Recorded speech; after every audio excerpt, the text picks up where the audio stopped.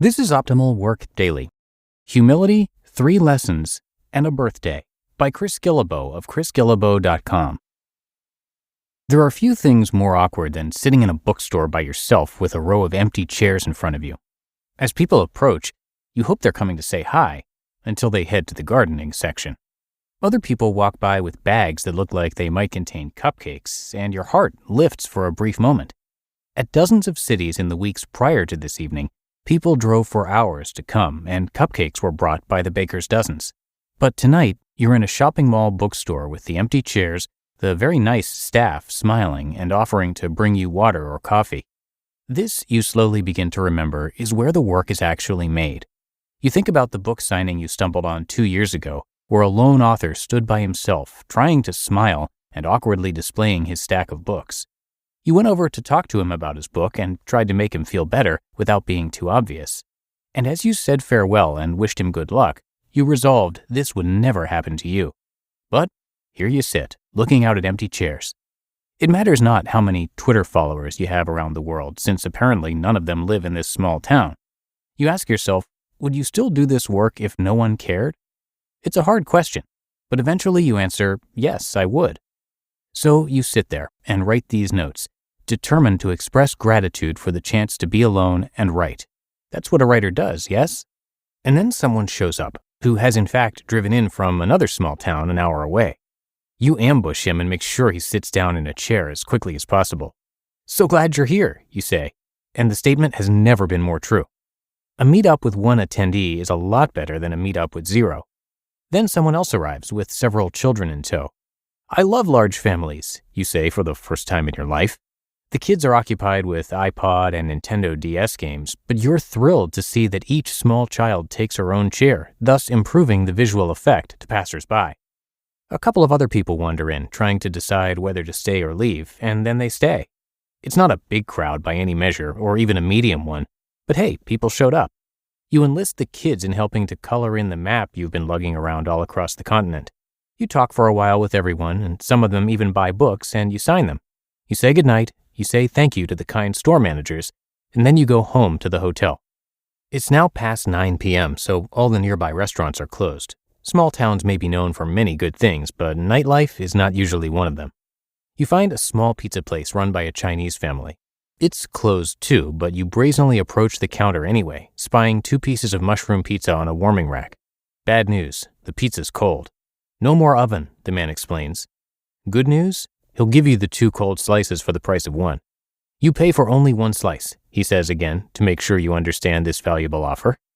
You pick up the 2 slices, paying only for 1, and walk through the snow back to your hotel, an establishment chosen strictly for its close proximity to the bookstore. You shake off the blizzard outside and get out your secret stash of vodka to enjoy with your cold pizza. The next day you go to a big city, and the day after to another one. There you have no difficulties drawing a crowd. People come from all over. The store employees scramble to find more chairs. We had no idea so many people would come, they say, as you smile and remember the other night with far too many chairs.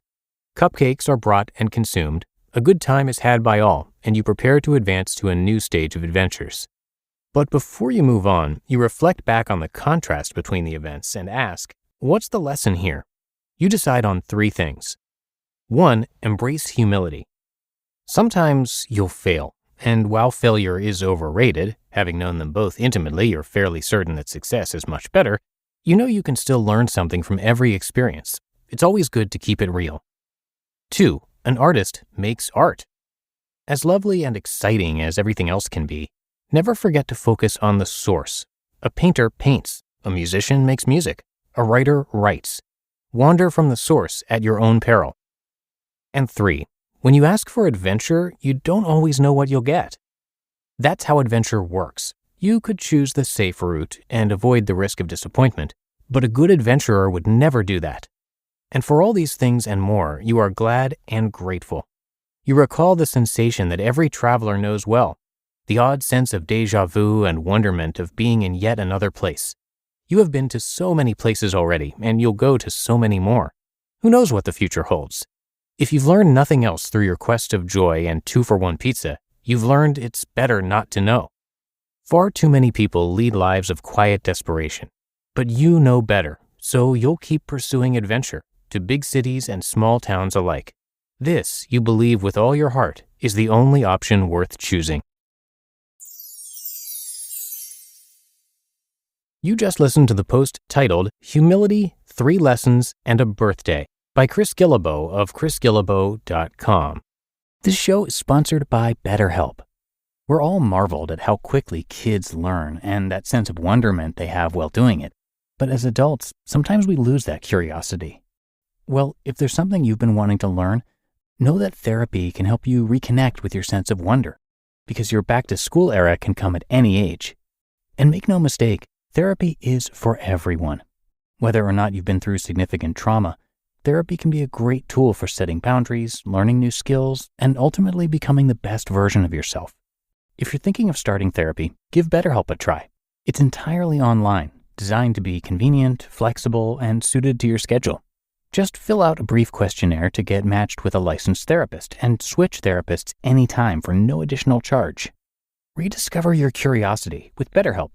Visit betterhelp.com/workdaily today to get 10% off your first month. That's BetterHelp, HELP.com/workdaily. When it comes to hiring, don't go searching for the one. Just meet your match with Indeed. Indeed is your matching and hiring platform with over 350 million global monthly visitors and a matching engine that helps you find quality candidates fast. Ditch the busy work. Use Indeed for scheduling, screening, and messaging.